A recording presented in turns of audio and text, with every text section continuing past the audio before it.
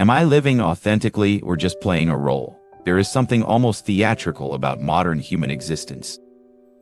We wake up each morning and step into costumes, professional attire, social personas, family roles. We learn lines for different audiences, adjust our performance based on the setting, maintain character consistency across various stages. But somewhere in this elaborate production, a question arises. Where is the real person beneath all these performances? Watch what happens during a typical day.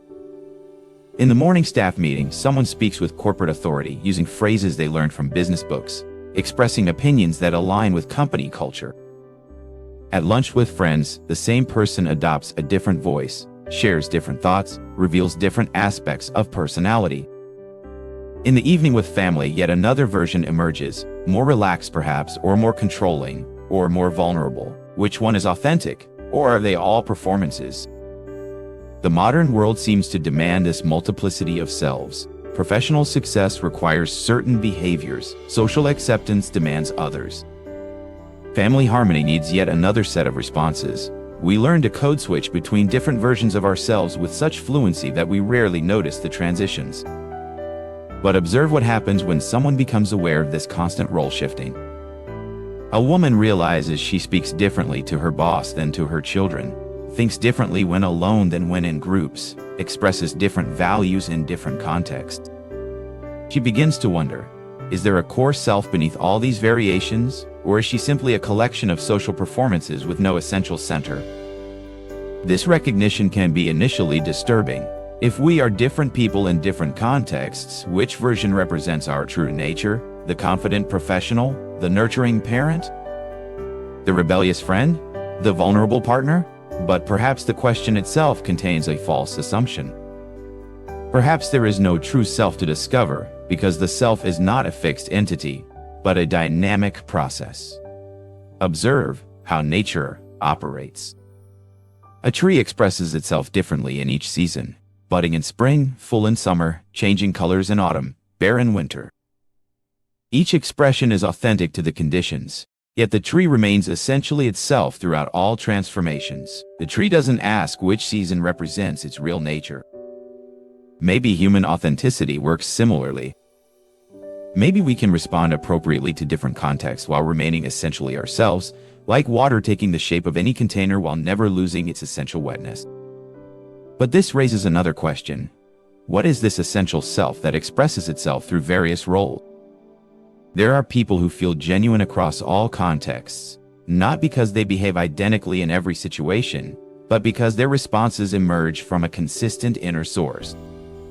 They speak to their boss and their child differently, but both conversations arise from the same authenticity. Their professional demeanor and their intimate moments are different expressions of the same essential being. The difference between authentic living and mere role-playing seems to lie not in behavioral consistency, but in the quality of presence behind the behavior. When someone is being authentic, their responses emerge naturally from their actual understanding, their genuine feelings, their real concerns.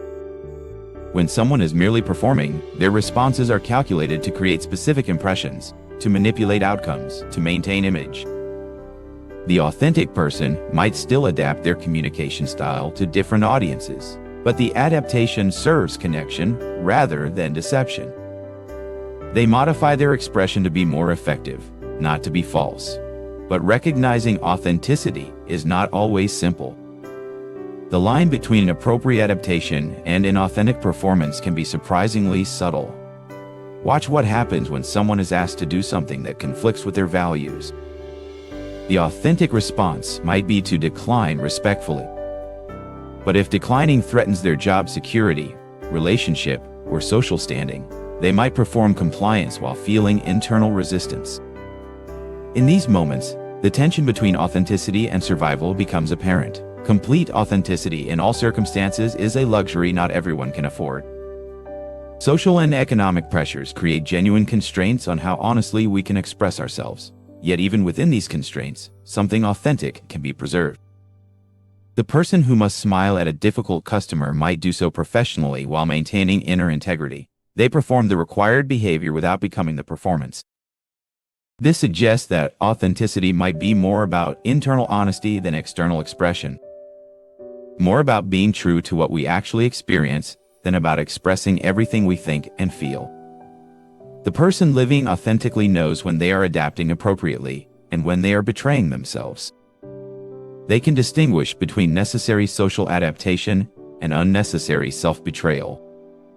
They maintain connection to their essential values even while expressing them differently in different contexts. Perhaps authenticity is not about finding the one true way to be, but about being present to how we actually are in each moment. Not about eliminating all social roles, but about inhabiting them consciously rather than automatically. The mother who is genuinely present with her children is being authentic, even though her maternal behavior is different from her professional behavior. The employee who brings real care to their work is being authentic, even though they follow company protocols. Authenticity emerges when our external expressions arise from internal reality rather than from scripts we think we should follow. Can you distinguish between when you are expressing yourself authentically and when you are merely performing expected roles? Can you adapt to different contexts while maintaining connection to something essential in yourself? In the space between rigid consistency and shapeless adaptation, something more fluid and genuine becomes possible. A way of being that can respond appropriately to any situation while never losing touch with its essential nature. What is this that can play all roles without being defined by any role? This authenticity that adapts without compromising. This presence that remains true to itself while expressing itself differently in every moment?